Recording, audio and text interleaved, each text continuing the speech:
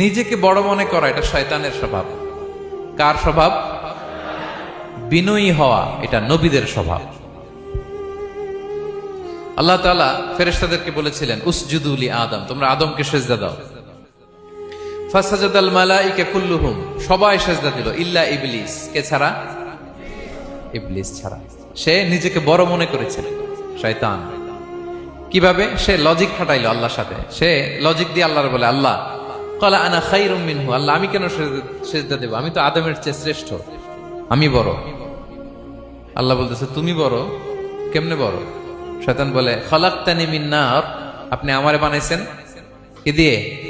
আগুন দিয়ে। ওয়া খলাকতাহু মিন তিন, আর আদমকে বানিয়েছেন মাটি দিয়ে। কি দিয়ে?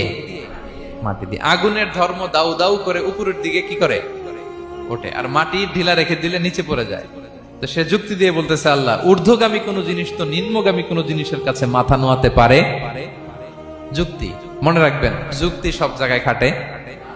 যুক্তি দিল আল্লাহ আমি শ্রেষ্ঠ, তাকে বানাইছেন মাটি দিয়ে, আমারে বানাইছেন আগুন দিয়ে, আমি কেন মাথা নত? আমি বড়।